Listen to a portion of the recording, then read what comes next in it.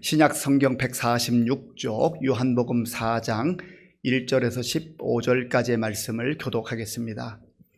예수께서 제자를 삼고 세례를 베푸시는 것이 요한보다 많다 하는 말을 바리새인들이 들은 줄을 주께서 아신지라. 예수께서 친히 세례를 베푸신 것이 아니요 제자들이 베푼 것이라. 유대를 떠나서 다시 갈릴리로 가실새 사마리아를 통과해야 하겠는지라. 사마리아에 있는 수가라 한 동네에 이르시니 야곱이 그 아들 요셉에게 준 땅이 가깝고 거기 또 야곱의 우물이 있더라. 예수께서 길 가시다가 피곤하여 우물 곁에 그대로 앉으시니 때가 6시쯤 되었더라. 사마리아 여자 한 사람이 물을 기르러 왔음에 예수께서 물을 좀 달라 하시니 이는 제자들이 먹을 것을 사러 그 동네에 들어갔음이러라.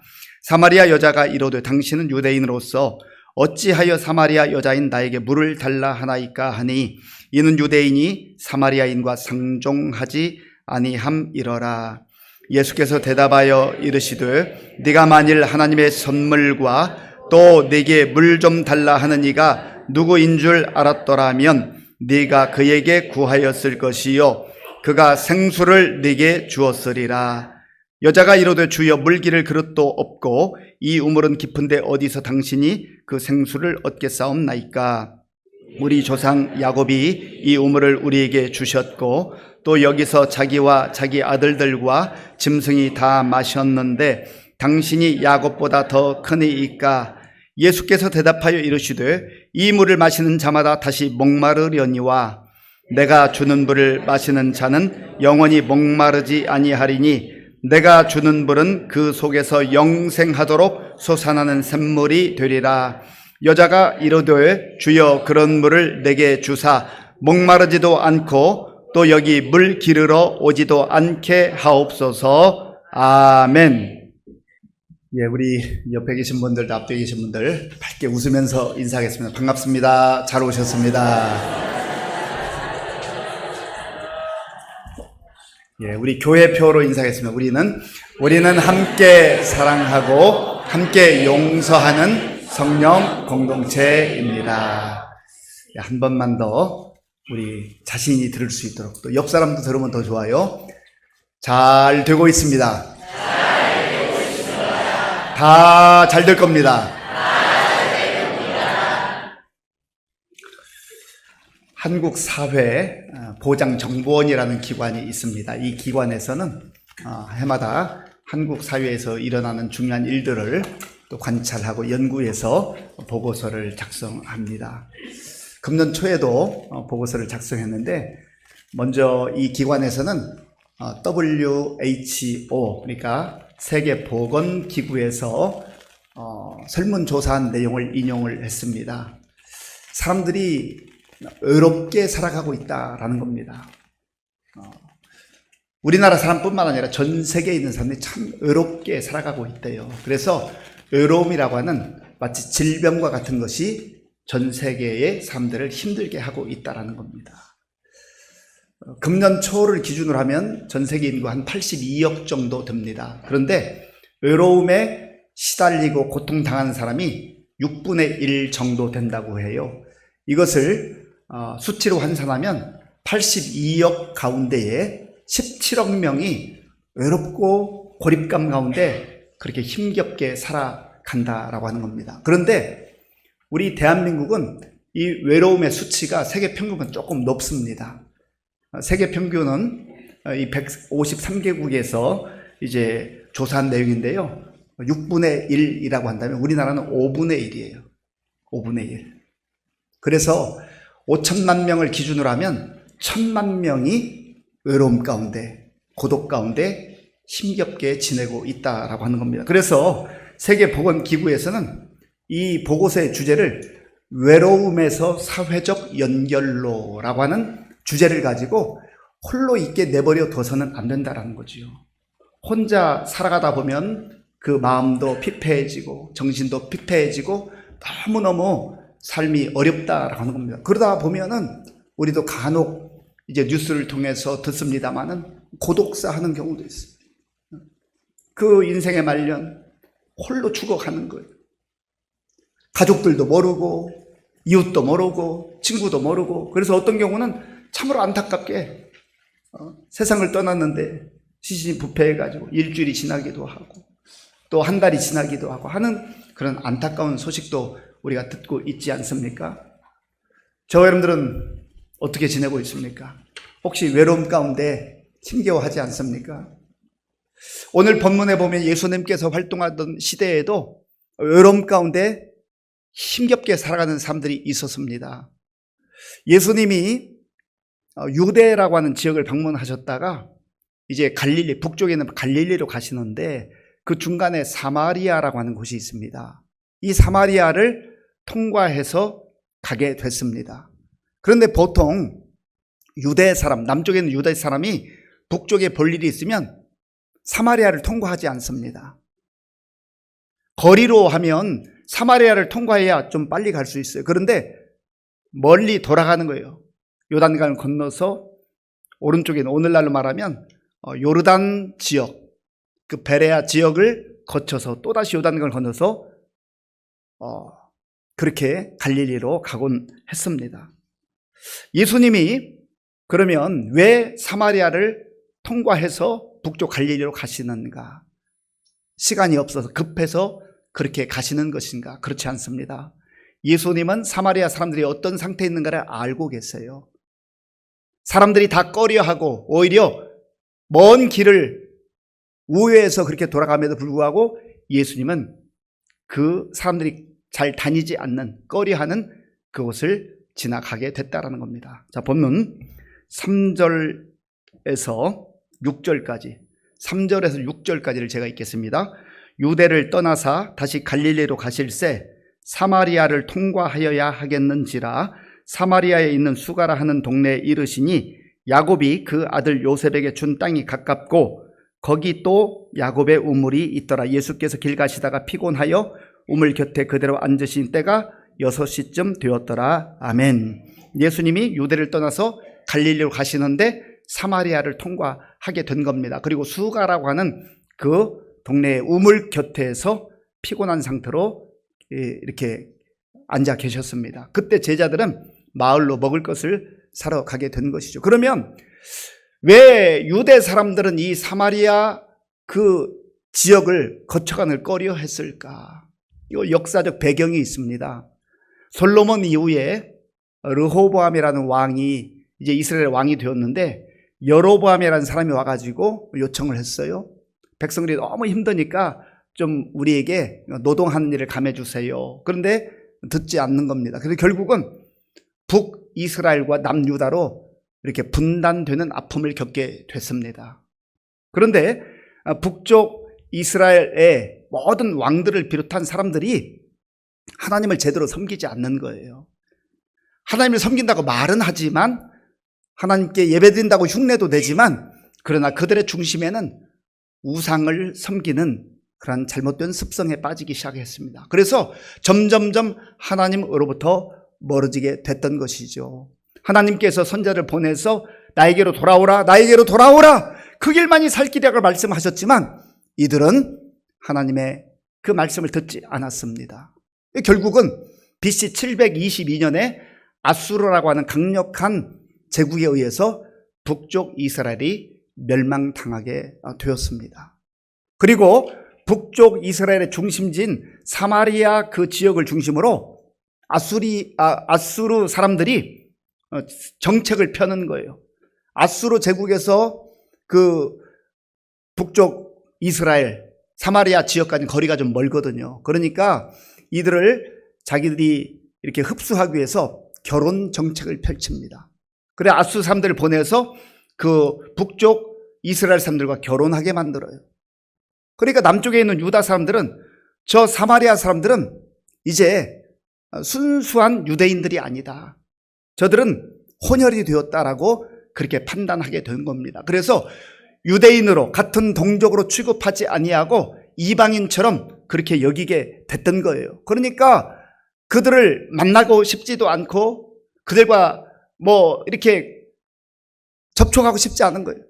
오히려 힘들고 불편하지만 멀리 돌아서 가는 한이 있더라도 그들과는 상종하지 않겠다라고 하는 그러한 시대적 배경이 있었습니다. 그럼에도 불구하고 예수님께서는 그 길을 향해 가는 거죠. 사람들은 자기가 싫으면 피해가요. 예수님은 그 모든 것을 아시지만 그 사람들이 피하는, 남유대 사람들이 정말 손가락질하고 모욕하는 그 사마리아를 향해서 가시는 것이죠. 그러니까 이 사마리아 사람들은 어떻게 보면 정말 힘들고 어려운 고립 상태에 살아가고 있는 겁니다. 같은 피를 나는 그러한 사람들인데 어쩔 수 없는 상태에서 그런 혼연정책 아수르 제국이 세운 것인데 그것으로 인하여서 남쪽에 있는 사람들로부터 이제 동족의 취급을 받지 못하고 비참한 상황에 있었다라고 하는 겁니다.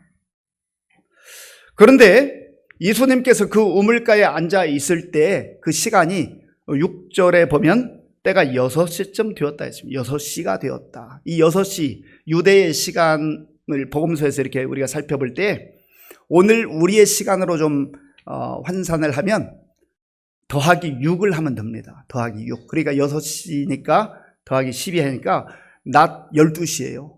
아주 정오. 햇빛이 아주 강하게 비치는 그 시간입니다. 그러니까 예수님도 얼마나 길이 고단했겠어요. 뭐 자가용을 타고 가시는 것도 아니고 대부분 걸어 다녔을 텐데 그 땡볕에 걷는다는 게 보통 일이 아니거든요. 저도 콩고 민주학에 있을 때에 그 적도 바로 아래에 있는 지역에 제가 있었는데 전도하기도 하고 사람들 만나기도 하고 또 신방하기도 하고 그러면 땀이 비 오듯 이렇게 흘러요. 그리고 이제 오후에 집에 가면은 완전히 녹초가 됩니다. 사실 중동은 낮에 40도 이상 되는 그런 폭염이 있지만 이 콩고 민주공화국 온도로는 40도 이상 올라가는 경우는 그렇게 많지는 않아요. 37도, 6도 이 어간인데 그런데 그 햇볕이 완전히 다릅니다. 완전히 달라요. 그래서 1시간, 2시간 그 땡볕에 다니다 보면요. 그때는 잘 모르는데 집에 와서 보면 거의 정신을 차리기 어려울 정도로 녹초가 되는 거예요. 그만큼 그 에너지 소모가 많은 것이죠. 그런데 그러한 정오 시간에 중동에 그 누구도 잘 다니지 않는 그 시간에 사마리아 여자가 우물에 물을 길러 옵니다. 자, 본문 7절. 우리 7절에 함께 읽겠습니다. 사마리아 여자 한 사람이 물을 기르러 왔음에 예수께서 물을 좀 달라 하시니 아멘. 사마리아 여자 한 사람, 이름은 기록되어 있지 않지만 이 여자가 왜 다른 사람들이 다니지 않는 그 땡볕이 장렬하는 그 시간에 물을 뜨러 왔을까?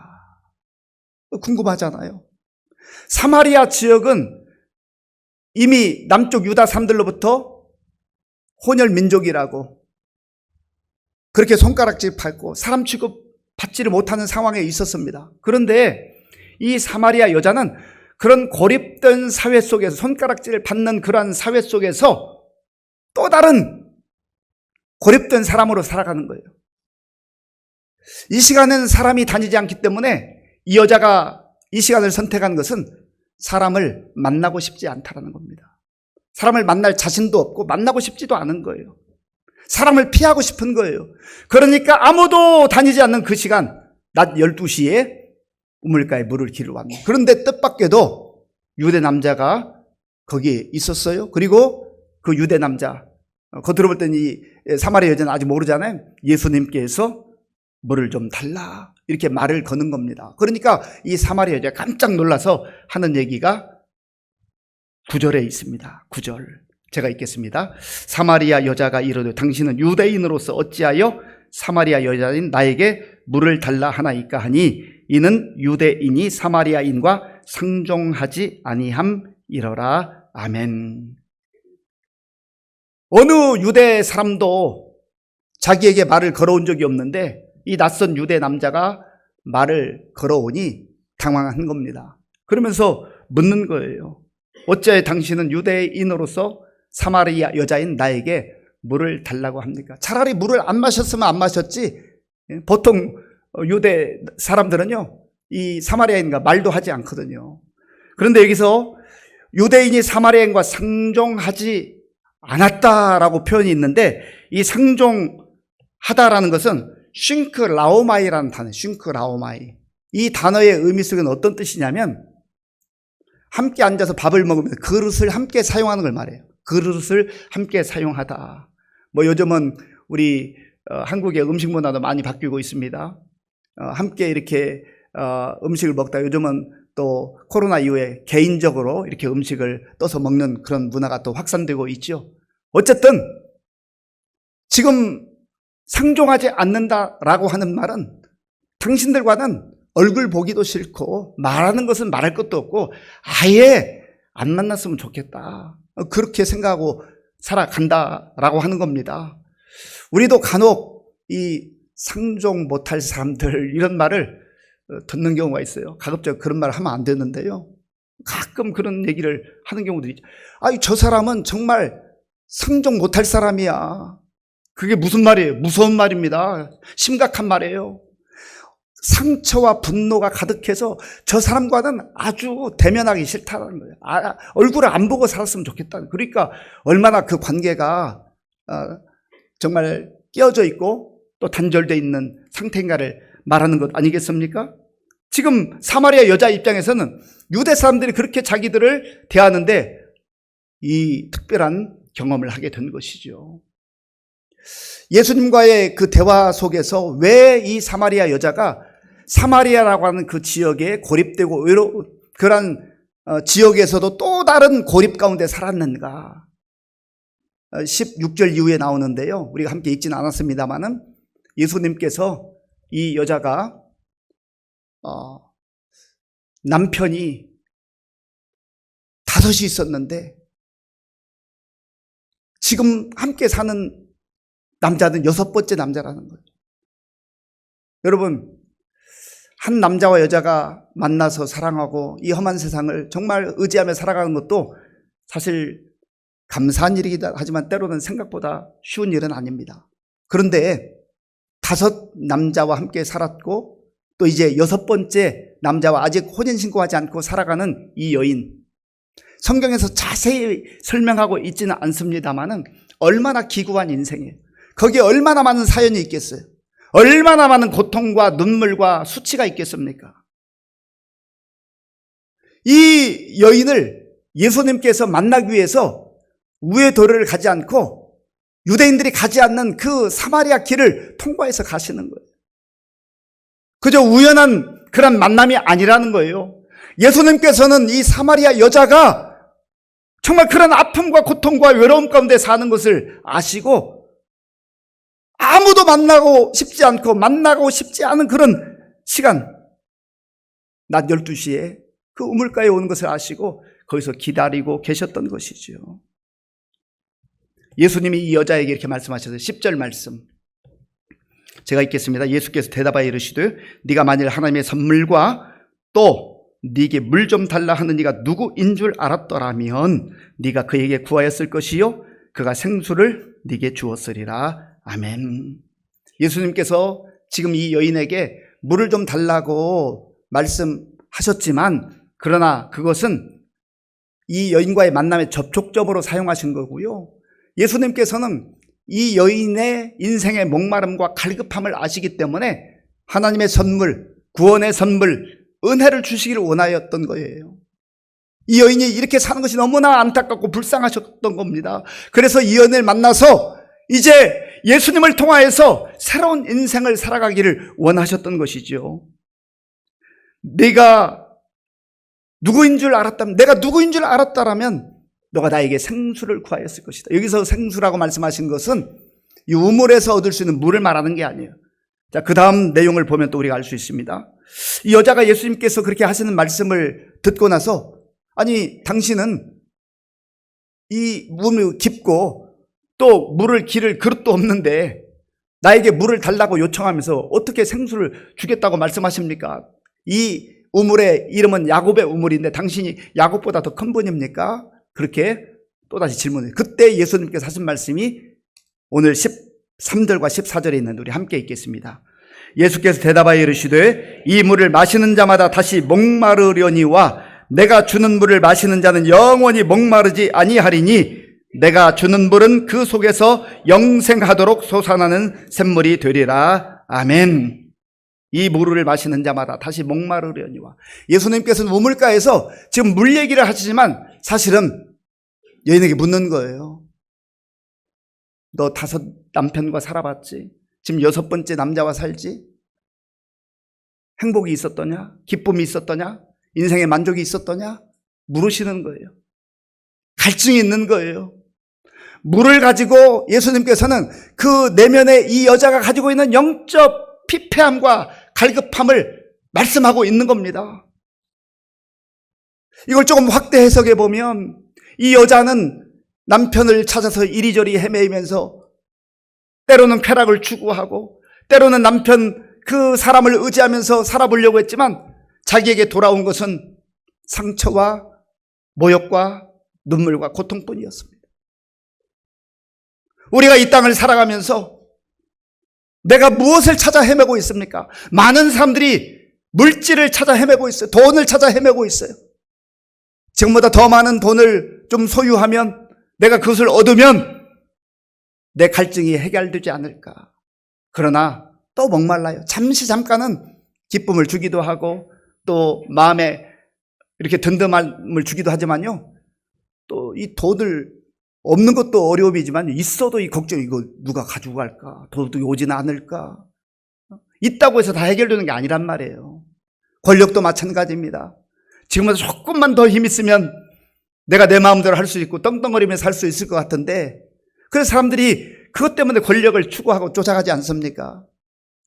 권력을 차지하고 뭐 최정상에 올라가면 다 거둘 것 같지만 우리는 역사를 통해서 볼 수 있고 또 우리 동시대에도 보잖아요. 그 권력 때문에 패가 망신하는 사람이 얼마나 많아요. 그러니까 그거 얻었다 해서 인생이 해결되는 게 아니란 말이에요. 또 어떤 사람은 명예를 추구하고 지식을 추구하고 각자 자기 자신이 뭔가 이것 붙들면 될 거라고 생각하지만 이 물을 마시는 자마다 다시 목마름이 또 찾아온다는 더 큰 목마름이 찾아온다는 거예요. 그리고 예수님께서 그것이 아니라 내가 주는 물을 마셔야 한다. 내가 주는 물을 마시는 자는 영원히 목마르지 아니하리니 영원히 목마르지 아니하는 주님이 주시는 이 생수를 받아 마실 때 우리의 삶 속에 기쁨이 넘치고 감사가 넘치고 또 천국에 대한 소망과 확신을 가지고 살아가게 되는 줄로 믿습니다. 사람들이 진짜 생수를 못 찾고 있어요. 이리저리 헤매고 있어요. 그래서 하나님께서 예레미야 선지자를 통해서도 말씀해 주셨습니다. 예레미야 2장 13절 말씀 함께 읽겠습니다. 내 백성이 2가지 악을 행하였나니 곧 그들이 생수의 근원되는 나를 버린 것과 스스로 웅덩이를 판 것인데 그것은 그 물을 가두지 못할 터진 웅덩이들이니라. 아멘. 하나님께서 예레미야 선지자를 통해서 말씀하셨어요. 이스라엘 백성들이 하나님을 잘 섬기고 경외해야 되는데 하나님 없이도 잘 살 수 있다라는 거예요. 하나님 믿는다고 하는 흉내만 내고 우상 앞에 절하고 또 자기들이 열심히 뭔가 해가지고 살아보겠다라는 거죠. 그런데 하나님께서는 너희들이 가장 소중한 거 버렸다. 생수의 근원이 되는 나를 버렸다. 이 세상에서 가장 불행한 게 뭔지 아십니까? 하나님 없이 사는 거예요. 하나님 없이 사는 겁니다.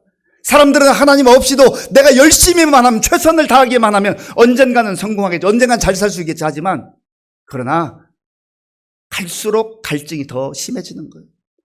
생수의 근원되는 하나님을 떠나서 하나님을 버리고 잘 될 수 있는 인생이 없습니다.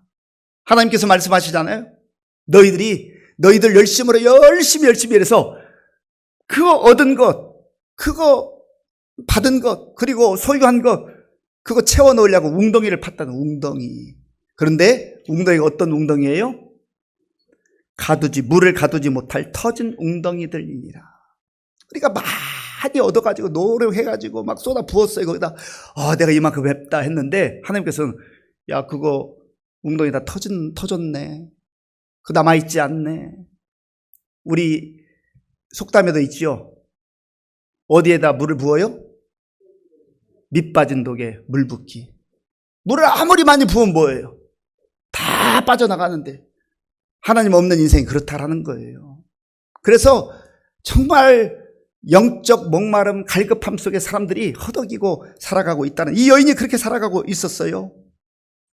그래서 예수님께서 남편이 너를 행복하게 하는 게 아니고, 아내가 행복하게 하는 게 아니고, 돈이 행복하게 하는 게 아니고, 권력이 행복하게 하는 게 아니고, 생수의 근원이신 여호와 하나님을 의지하고 오직 목마르지 않는 영원한 생명수를 주시는 예수님을 받아들이고 예수를 믿게 될 때에 그 인생이 가장 풍성한 인생, 복된 인생이 된다라고 하는 겁니다.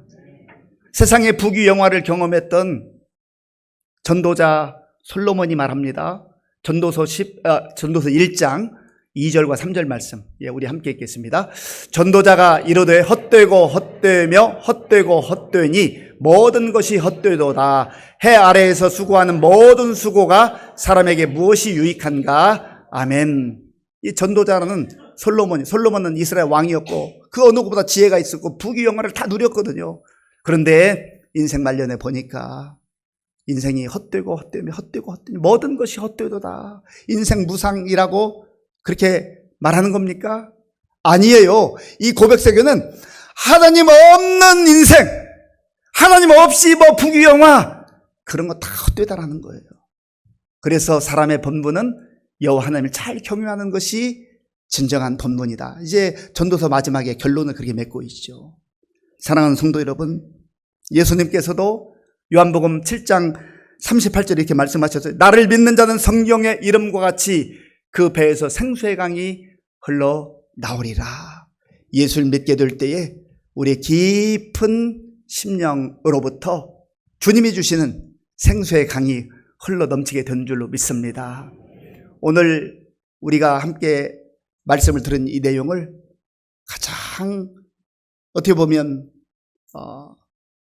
적합하게 표현한 찬양이 있습니다. 우물가의 여인처럼 난 구했네. 우리 한번 찬양 같이 해보겠습니다.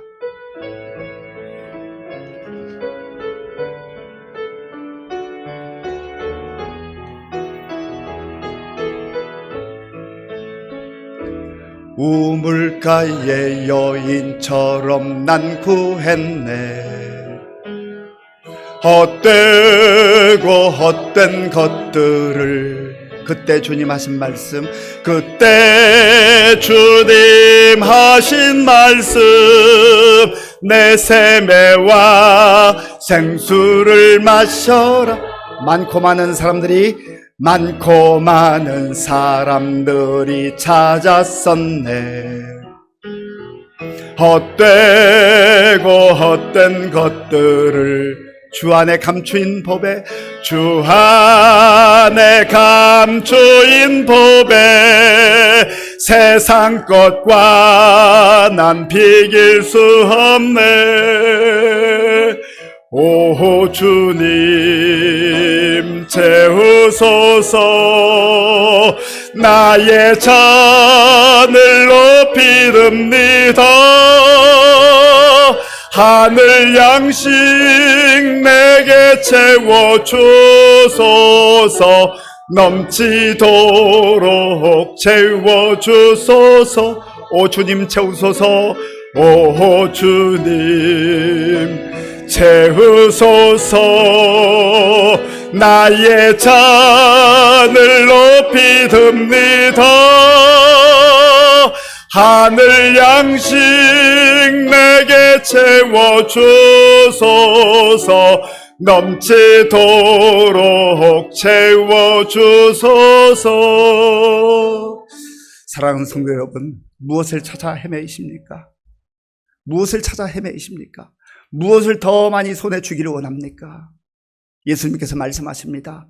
그 손에 쥐어봐야 다시 목마를 것이다. 그거 많이 쌓아놓아봐야 정말 밑 빠진 독에 물 붓기다. 주님을 그래서 우리가 의지해야 됩니다. 예수님만 바라봐야 됩니다. 예수님만 소망해야 됩니다. 그러면 예수님께서 우리에게 영원히 목마르지 않는 생수로 채워주실 것입니다. 아버지 하나님 감사합니다. 사마리아 여인이 그 누구도 만나고 싶어 하지 않았지만 예수님을 만남으로 놀라운 축복을 누리게 되었습니다. 진정한 생수를 얻게 되었습니다. 우리에게도 그러한 은혜가 임하게 하여 주시옵소서. 예수님의 이름으로 기도하옵나이다. 아멘.